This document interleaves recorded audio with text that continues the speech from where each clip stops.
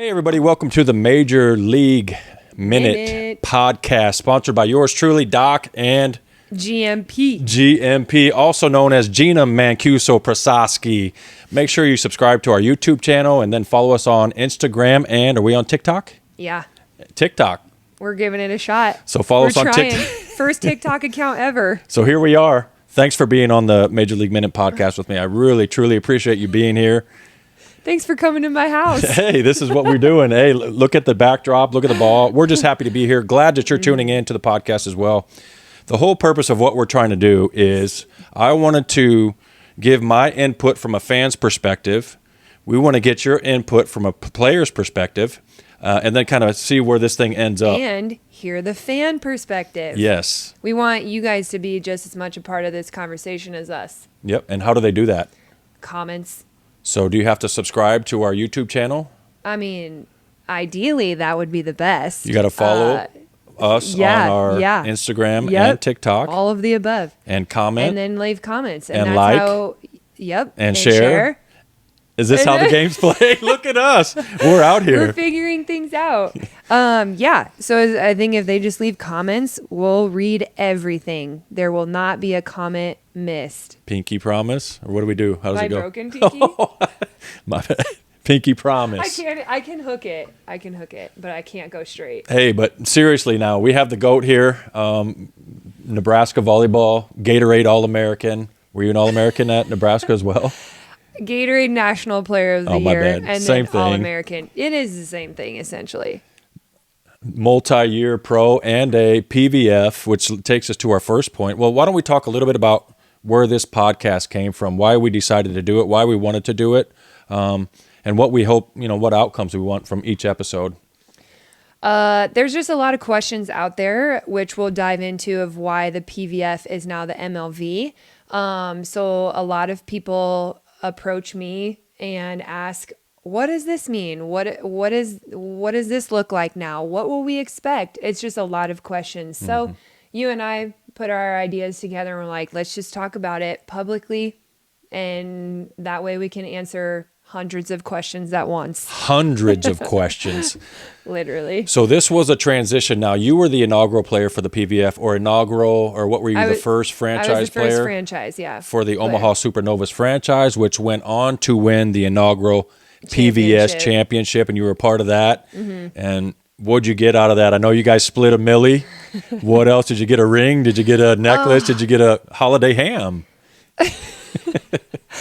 I think we should get rings. That would be sick. You did not? No. So you just got $1 million to split? We got a hat, a T-shirt, and $1 million, which, that's, who can complain about that?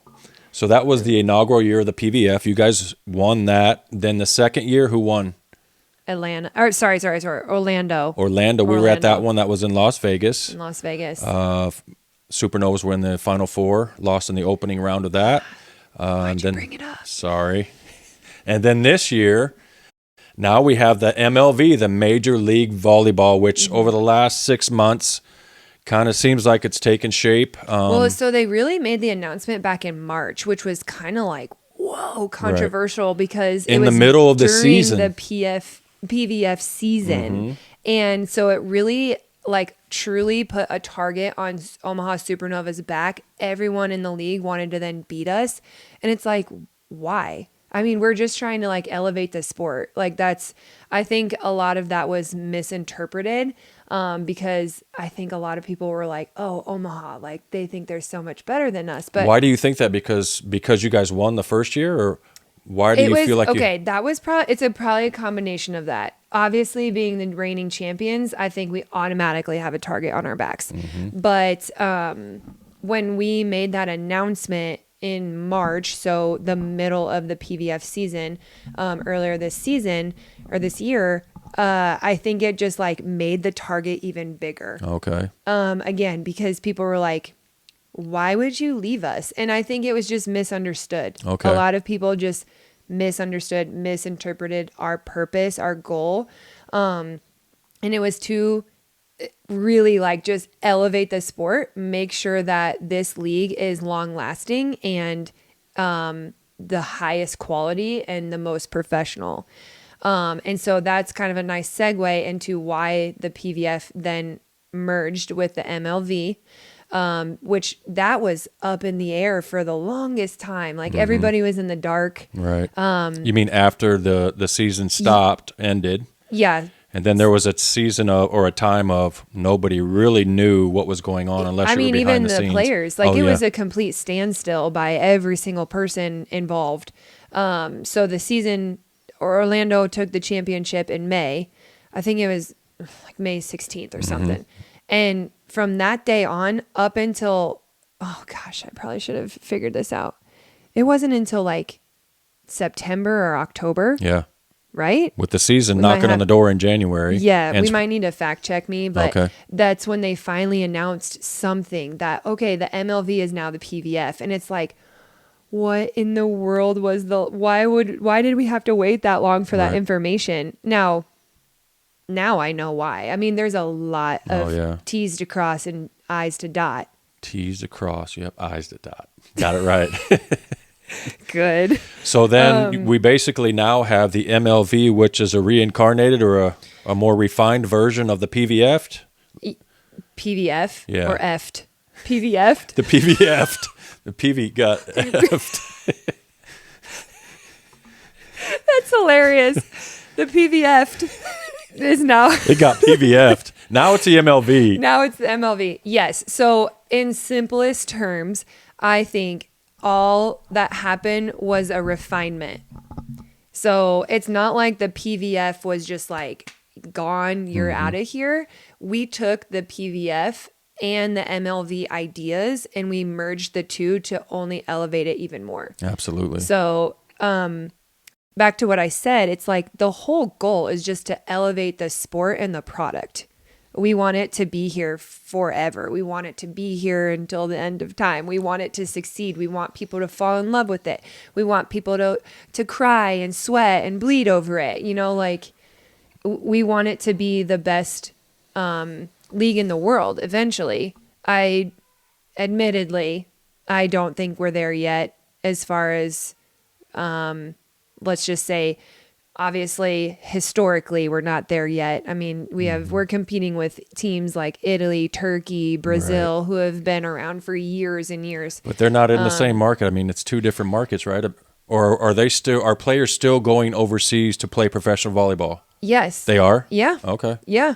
I mean, you have now with professional women's volleyball blowing up in the United States, I think we're seeing a lot more of Americans stay because that's a dream come true for so many of us that we don't have to go overseas. We don't have to, learn how to drive automatic or manual cars anymore. Like it's a big thing. Like I got dropped off at a dealership in Poland and I get in the car and they're like, here's your address.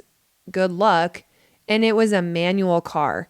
And I'm like, I'm in a foreign country. I don't speak your language. I don't know how to drive on these streets. I don't know what this street sign means. And you're alone, right? I'm completely alone. I don't have a phone that works on just cell tower. It only works on Wi-Fi. What do I do? And now looking back, I'm like thankful for those things. Like they were high stress moments. Right. You're 21, 22 years old. Yeah, exactly. And, I can't even imagine. I need to be careful saying this, but I can't even imagine like college girls now going overseas and living in those moments because now with NIL and just a lot of things are given to them and they don't really have to do things themselves. Is that accurate? Do you know that? Yes. Okay. They have to perform though, right? I mean, yeah, at the end of the day, they have to perform on the court, but I'm talking like life skills. oh, okay. So we're flying private charter jets. We're eating at this. I mean, it's like to a point where like if a girl is hungry, they just DoorDash because they have an extreme amount of NIL money. So why do they get in their car and go figure out where to eat? And I'm sorry, but I mean, are you a little bit triggered about this? Are you mad about it? I am. I wish I was born later in life. I'm 34. I should be 21 right now. Do we need to get into the NIL stuff, or do we need to save that for a different episode? Save it because I don't have the most up-to-date information about it. I mean, back in my day, if you took a quarter from someone, you would get in trouble. Slice of pizza was off the. Seriously. So anyway, back to my main point. I think more and more American girls are staying in the United States because that's a dream come true. They get to stay next to their family. They get to, someone like me, I was blessed. I got to play in my hometown. Like, I don't think that happens very often in the last 2 seasons where like a hometown girl gets to play Yes. for her city, for her state. And how is the pay, PV or MLV versus going overseas? Because now these MLV players are getting paid. Is it pretty well? Really good? No, it's great. Good. Excuse me. It's good. Some are great. Some are good. So the reason why I say that is because every season so far has had a different payment plan, let's say. Yeah. So season 1, the 2 franchise players were paid X amount. And then everyone else on the team was paid a lower X amount. All the same. All the same. Okay. So now where are we at? In season 2, it went by tiers. So you had 1 player who made the most, then you had 2 players who made the second most, and then you had 3 players with the next most, and then there was the baseline. Okay. Now year 3, it's from the league, from your ownership, but it's a league rule. So it's not like Omaha has more money than Orlando, for example, but every team has an X amount of dollars. Here it is, disperse it as you see fit. Okay. On the perceived market value. So Yes. ownership gets to see the skills, the quality, the intangibles that someone brings to the team, and they get to decide how much to pay them. And this has been the evolution of the pro volleyball in the States. And shout out to the leadership. I mean, I was looking over some of the other professional women's sports. Usually they started in 1999 and then ended in 1999. Yeah, and ended in and then there was a gap of 5 to 6 years. But they were able Yeah. to, within 6 months or 7, 8 months, kind of put their two visions together, integrate them, and come up with this MLV product, which starts next week. Next week, Which yeah. is unheard of. Yeah, so back to your original question about comparative to the other world, the whole world. I would say that, yeah, going to year 3, they're starting to now be competitive and keeping Americans in America versus going to play in Italy where they have a lot of money because just the history behind that league. They have a lot of fan support. They have a lot of, experience. Right.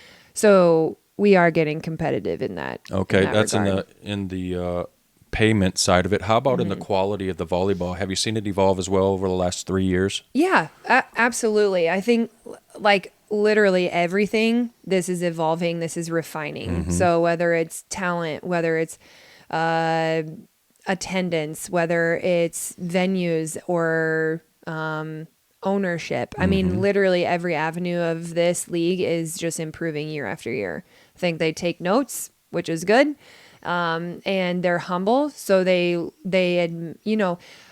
someone on the staff the other day was like, think of the most successful person you know, or just any successful person. They stand on a mountain of mistakes. And I was like, that's so simple and it's so true. It's tough, but it's true. Yeah. So I think like that's kind of a great way to put or to describe the MLV right now is, and I wouldn't even say mistakes because there's nothing that we did that was wrong. Right. It's just like continuing that improvement. What I've learned over the years is anytime you do something for the first time, just talk it up as a learning experience. Yeah. And then evolve from there, Like shift, tonight, pivot. Yeah. When we make a podcast for the first time. Yes. So far, so good. I don't know. Maybe they'll tell us in the comments. So now here we are at the MLV. Do we want to mention Love at all?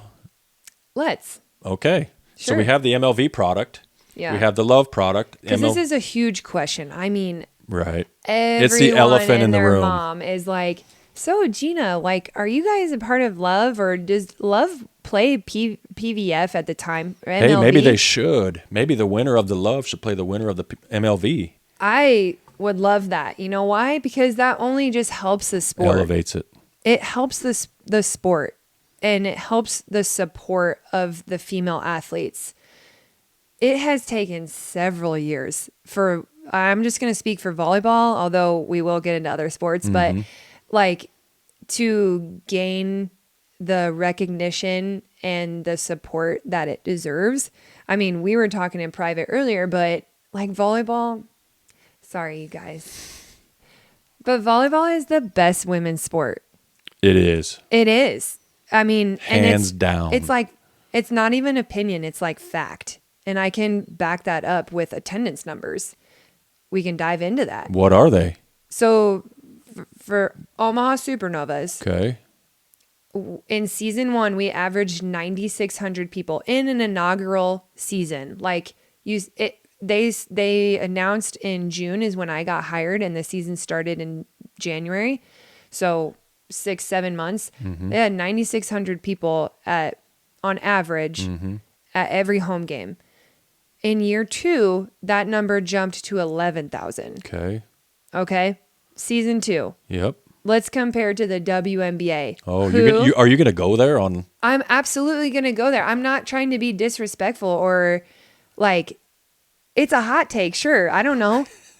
Maybe someone from the screen is going to be like, oh, she's biased. She's a volleyball player. But like, I'm trying to back it up. The numbers speak for themselves. The numbers speak for themselves. In the WNBA, who started in 1993? Yep. 1993. 97. 1997. Either way. So what is that? That's almost 30 years ago. Yeah. 28 years ago. You want to know what they're averaging? They're averaging 9,800. 9,800. Like post Caitlin Clark effect. Right. So let's rewind like 5 years ago. That number was lower than that. Right. And they've been around since 1997. But I mean, across the board, you're not seeing the attendance numbers in the other franchises in the PVF/MLV. We got to start saying MLV. Yeah. That's my bad. MLV, right? MLV, yeah. So we're not getting the numbers across the franchise yet in the attendance. Yet. But we're on the upswing. We are on the upswing. And I can attest to that even from season 1. And then going into season 2 as a coach, all around attendance was better. I can't say that it drastically upgraded like Omaha's did, because they just do an exceptional job of making it entertaining. Outside of the volleyball itself is entertaining, but they have a lot of other things. It's an experience. Yeah. And it's family friendly, and so it's just, anyway. So I would say overall, all the numbers are increasing. Okay. And I think we also have a lot of credit should go to college volleyball, because that, as we see, especially last season, is really where it took off. This is record-breaking attendance. This is the record-breaking National viewership. attention. Yeah. And so, again, the numbers, the facts just speak for themselves. I'm not trying to be mean. No, it's not about being mean. It's letting the facts speak for themselves. And volleyball is a great product. Yeah. I mean, I don't think it's debated. I mean, what would you say? Why is it so attractive? Why is it so appealing compared to some of these other sports? I mean, because women's basketball is fast-paced. It is high-profile athletes. Okay. If you're playing a professional sport, you're obviously an athlete. But I feel like volleyball is just like a different type of athlete. Okay. I mean, they got to jump. They got to hit the floor. They got to go side to side. I mean, they got to hustle and sprint and jump into the crowd sometimes. Hey. They got to, completely pancake themselves on a floor. Like, I'm sold. You got me. I'm sold. and I agree. think like, with basketball, with hockey, with soccer, like a lot can happen, but at the same time, nothing's happening. The score might remain the same. Okay. The score might remain the same for 5 minutes. But with volleyball, that's not the case. Someone is always winning and losing. Like the score is always changing. And really what has helped that is where we don't do the side out, but we do the rally scoring, right? Man, that aged you. Right. Used to be side out. Was that what it was? Side out was years ago. Okay, but that hasn't been that in a while? No. But the rally scoring just picks up the pace. When did side out scoring? I'm going to guess it was 2004 I'm going to guess 2004 is when rally scoring finally took over and side out was out. Side Literally out. out. Out of here. So now we have. Did you want to finish your thought? It is finished. Okay. So we have volleyball being women's sports premier event in Omaha, and especially in these other cities that are in the MLV. Now do you want to talk about Love at all? The difference? Oh, yeah. What's similar? The differences? Well, for time's sake and simplicity's I've never been to a sake- Love match. Okay, and I have One. one. Okay. So it's entirely different. Yeah. So I don't even know where to begin, but like the MLV is like a governance. That we have local owners in Okay. each team, but the opposite is true of Love, where they're a centralized ownership and they disperse like evenly throughout the teams. Okay. And it's also like a completely different business model in the sense of like Love buys youth clubs, Okay. and that's like kind of another avenue of revenue for them. Is like they take over a youth club, and now that club is, you know, let's say I don't want to use an exact name, but it's like Volleyball Club of Nebraska is sponsored by Love, or it's a Love. Let me repeat that or edit that. It's Love Volleyball Club of Nebraska. So like they take over a club, and that's another form of revenue. So it's Right. kind of like they're getting money from above and beneath them. And it's just an apple and an orange. It's not two different kinds of apple. It's two totally different operating systems and business models. Not that one's right or one's wrong. Both can be equally right or great and be effective, especially in the volleyball market. Obviously, we've been able to sustain that for 3 years, sustain both teams in both leagues in the United States. We went from 0 leagues to 2 leagues and sustained them for 3 years. So obviously, both models are working. Yes. But Yeah. My daughter just showed up. Sorry about that, you guys. I don't know how to answer that truthfully. Like they are both working, okay. but they're so different. And I Yeah. can just tell you which one I would rather be a part of. Which one? The MLV. Do you ever see them merging in the future, or is it like Burger King always needs McDonald's? You know what I mean? Yeah. Sam's always needs a Costco. Yeah. That's kind of how a business model works. You need competition in the market. I like that. I like that they're different. But back to 15 minutes ago, I hope that one day they can compete with each other. So let's keep them separate, but maybe at the end of the season, Best let's on take best. let's take the two champions and play each other. Let's go. Again, Drop it a thumbs up in the comments if that sounds like a great idea. I mean, it just is. It's fun. It elevates the game. Right. It increases support and awareness. And I mean, just why not? Like literally, why not? You're reaching and grabbing and capturing more of the market because we have the 2 leagues. They're two totally separate markets and probably audiences as well. Yeah. But now we're just building the whole. What is it? When you raise the tide, everything goes up. Forget that one. I'll ChatGPT that one later. So we got Must be an Love. age thing. Anyway, okay, so That's MLV. That's Love. Now let's talk about how the MLV is different than the PVF in terms of we have an expansion team, 2 expansion teams, and then we've a team that isn't a part of the MLV that was part of the PVF. so for this season alone, we just have one additional team, And who is that? Dallas. Okay. The Dallas Pulse. Okay. But with them entering, we also had Vegas leaving. Okay. So it's not goodbye to Vegas always or like forever. They just had a change of ownership, and so it just wasn't going to work out this year. I think it's going to work out really good in Dallas with their volleyball I do market there. too. I'm excited to have them in the MLV. Yeah, I do too. I think that will be huge, and we can talk about this later, but I think that they're going to be a team to respect this year. Yeah. I think they got nothing to prove, and they're going to play freely, and they don't have like pressure from expectations. So And they got a Thank you. handful of supernovas. I know. Ex-supernovas that I are now know. Dallas We'll talk about that Pulse. later. We'll talk about that later. So that's Dallas is in, Vegas is out. Yes, so you started out your first year as the franchise player for the Supernovas of the PVF. The second year, you were an assistant coach for the Supernovas. Now you are the Director of Business Development. for the Omaha Supernovas. Yes. Basically, code word hodgepodge. I'm going to be doing a whole bunch of different things, and it kind of depends on the time of year and whatnot. So this is a 12-month Yeah. Yep.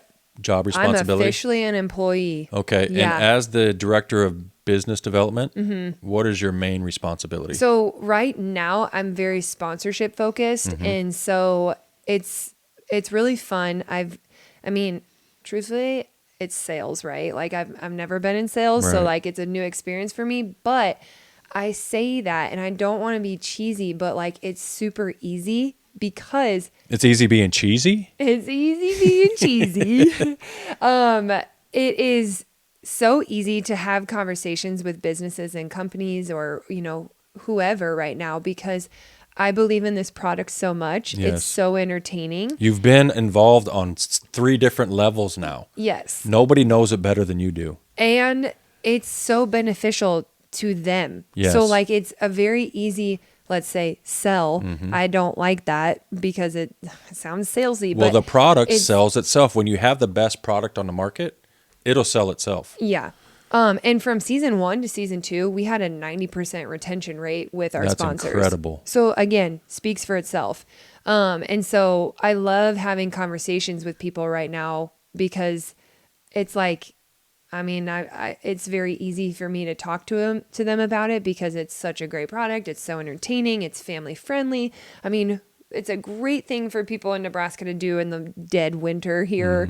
And so, yeah, it is. We're just gearing up for season 3, and that's kind of what my daily role is right now. Yeah, but because the season starts next week, like Next. 7 days from tonight. We'll be playing, the Supernovas will be playing the San Diego Mojo in Omaha. in Omaha. And you guys, all your sponsors will be on display. Your Yeah. handiwork will be viewed by all and on YouTube around the world. Around the world. I love it. But yeah. Oh, sorry. Yeah. So it's going to be fun.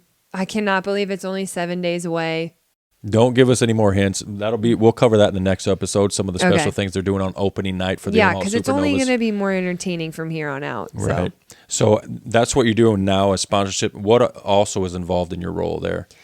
So once season starts, I will be doing the post-match interview with the player of the game.